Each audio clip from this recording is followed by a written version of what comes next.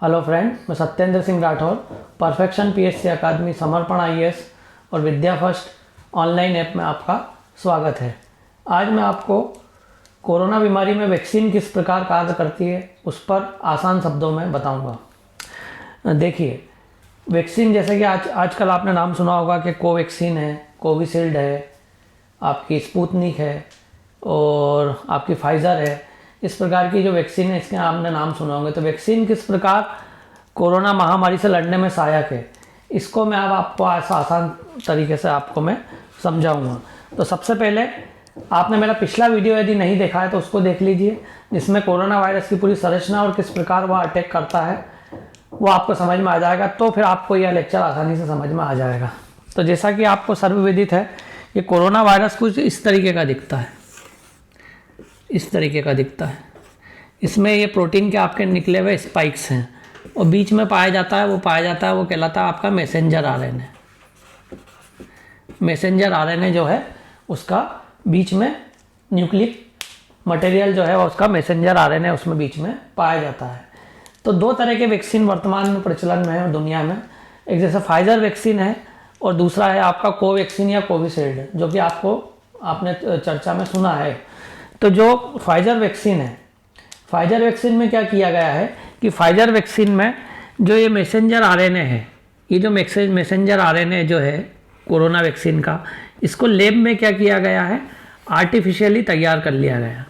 अर्थात इसकी जो सीक्वेंस है, इस सीक्वेंस को ये जो मैसेंजर आरएनए कुछ इस तरीके का दिखता है। आरएनए की संरचना कुछ इस तरीके से होती है, सिंगल स्ट्रैंड होता है आरएनए, कुछ इस तरीके का होता है। इसको लैब में भी आप क्या कर सकते हो, आर्टिफिशियली तैयार कर सकते हो। सिर्फ उसका सीक्वेंस आपको पता होना चाहिए कि सीक्वेंस AUGC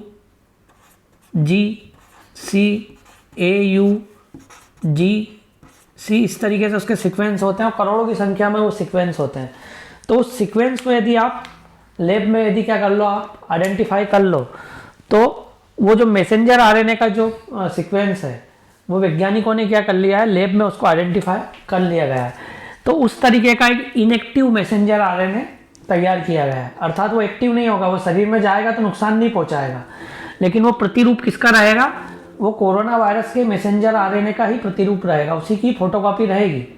लेकिन वो उसकी तरह इतना नुकसान नहीं पहुंचा पाएगा, नुकसान बिल्कुल भी नहीं पहुंचाएगा, लेकिन उसकी क्या रहेगी, एक प्रतिरूप रहेगा। जिस प्रकार हम मान सकते हैं कि जैसे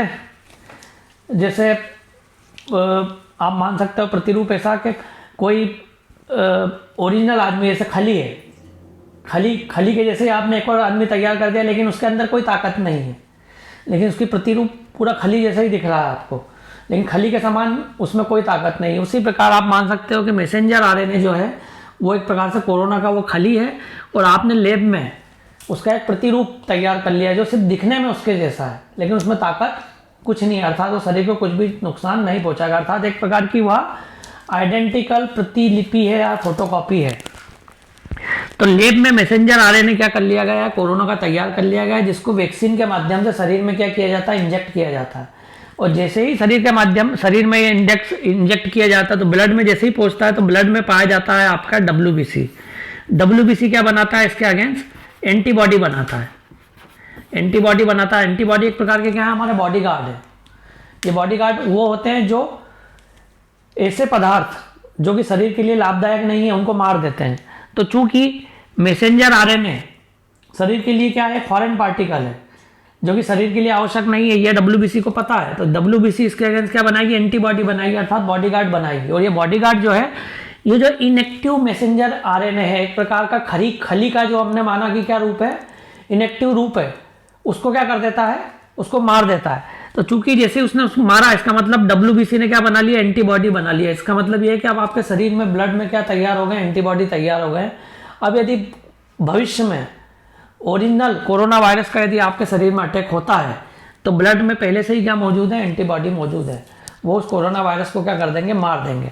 और कोरोना वायरस को मारने में वो क्या काम करते हैं कि ये स्पाइक जो होते हैं, ये स्पाइक को इस तरीके से क्या कर देते हैं, बांध देते हैं। वो कोरोना वायरस, ये जो वैक्सीन होते हैं क्या करते हैं, जो जितने भी स्पाइक होते हैं ये क्या करते हैं, एंटीबॉडी का क्या काम होता है, एंटीबॉडी इन स्पाइक को क्या कर देती है, इसे बांध देती है। तो ये जो स्पाइक्स हैं वो लंग्स के लंग्स में जो सेल पाई जाती है एल्वेलाई जो रहती है उसके अंदर जो सेल है उसमें जो रिसेप्टर है उसके अंदर इंजेक्ट नहीं हो पाता है। तो इस प्रकार क्या होती है, वैक्सीन काम करती है। और दूसरी जो वैक्सीन है, जैसे हमारी ये जो वैक्सीन का मैंने जो प्रोसीजर बताया, जो आर्टिफिशियल रूप से आप मैसेंजर आरएनए जो है लैब में तैयार करते हैं, उसी प्रकार भारत ने कोवैक्सीन और कोविशील्ड जो है एस्ट्रोजेनिका की, ऑक्सफोर्ड यूनिवर्सिटी की जो है कोविशील्ड जो भारत में चल रही है, और जो कोवैक्सीन भारत बायोटेक की है, वो इस सिद्धांत पर काम करती है कि कोरोना वायरस का जो है डेड पार्टिकल, कोरोना वायरस रहेगा ऐसा, कोरोना वायरस पूरा ऐसा रहेगा, उसका क्या रहेगा, डेड पार्टिकल है ना, वो डेड रहेगा, उसमें कोई ताकत नहीं रहेगी, अर्थात वो क्या रहेगा, मरा हुआ रहेगा।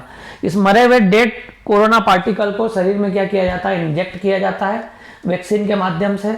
तो शरीर के अंदर मौजूद WBC जो है इसके अगेंस्ट क्या बना लेती है, एंटीबॉडी बना लेती है। उसके लिए तो यह जिंदा ही मानता है, वो इसे वो आइडेंटिफाई नहीं कर पाता है कि ये मरा हुआ है, वो इसको जिंदा मान के इसके अगेंस्ट क्या बना लेती है, एंटीबॉडी बना लेती है। तो जब भविष्य में ओरिजिनल कोरोना वायरस का अटैक होता है तो शरीर से हमारी रक्षा हो जाती है। तो दो तरह के वैक्सीन वर्तमान में चल रहे हैं, कोवैक्सीन, कोविशील्ड जो है मृत कोरोना वायरस से बनने वाला, और जबकि फाइजर और स्पुतनिक जो है आपके, वो आपके आर्टिफिशियली मैसेंजर आरएनए के प्रतिरूप हैं, जो कि लैब में क्या किए गए हैं, तैयार किए गए हैं, जिनका कि जीनोम या सीक्वेंस को क्या कर लिया गया है, वैज्ञानिकों ने कोड कर लिया है।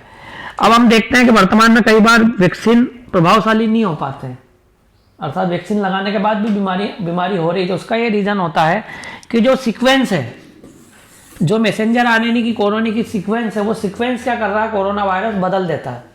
वो सीक्वेंस जब बदल जाती है तो उसके अगेंस्ट शरीर में क्या नहीं मौजूद होते हैं, एंटीबॉडी मौजूद नहीं हो पाते। तो इस वजह से व्यक्ति क्या हो जाता है, वैक्सीन लगवाने के बाद भी क्या हो जाता है, बीमार हो जाता है, क्योंकि वो जो सीक्वेंस है, जीनोमिक सीक्वेंस है मैसेंजर आरएनए का, वो कोरोना क्या हो रहा है, समय समय पर क्या हो रहा है, बदल रहा है।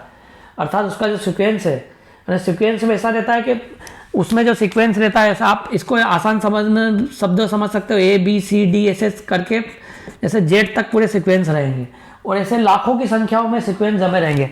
और एक यदि मान लो C ऊपर चला गया और C नीचे चला गया और D ऊपर चला गया, तो जीनोमिक सीक्वेंस पूरा चेंज हो जाता है। तो जरा सा भी यदि जीनोमिक सीक्वेंस मैसेंजर आरएनए का चेंज हुआ तो वायरस का जो है रूप क्या हो जाता है, या उसकी कार्यविधि जो है बदल जाती है, तो उसके अगेंस्ट वैक्सीन फिर काम नहीं कर पाती। तो वैज्ञानिकों ने बहुत प्रयास करे कि जिस प्रकार वायरस अपना प्रतिरूप बदलता है, तो वैक्सीन भी क्या होती है, वैक्सीन भी बदलती है और अपना प्रतिरूप को क्या करती है, बदल कर, और वायरस को इनेक्टिव करने का क्या करती है, प्रयास करती है। लेकिन देख रहे हैं कि बहुत तेजी से क्या हो रहा है, कोरोना वायरस अपने म्यूटेंट क्या कर रहा है, बदल रहा है। इसलिए नई नई समस्याएं वैक्सीन के माध्यम में, वैक्सीन के प्रयोग में आ रही हैं। लेकिन वैक्सीन जो है पूर्ण तरीके से क्या होती हैं, बीमारी से क्या करती हैं, रक्षा करती हैं, इनका कोई भी साइड इफेक्ट नहीं होता है। कई लोग जो कि गंभीर बीमारियों से ग्रसित होते हैं, उनको जरूर कुछ नुकसान पहुंचा देती हैं, क्योंकि शरीर में क्या होता है, इसके अगेंस्ट क्या बनती हैं, एंटीबॉडीज़ बनती हैं। तो एंटीबॉडीज़ जब बनती हैं तो शरीर क्या हो जाता है, कुछ लोगों को जो है थोड़ा बहुत बुखार वगैरह के लक्षण होते हैं। तो सभी से निवेदन है कि वो ज़्यादा से ज़्यादा क्या लगाएं, वैक्सीन लगाएं, और इस महामारी से क्या हो, जल्द हमें राहत मिल सके। तो आज का ये लेक्चर यहीं समाप्त होता है। अगला लेक्चर और नई जानकारी के साथ उपस्थित होऊंगा। नमस्कार।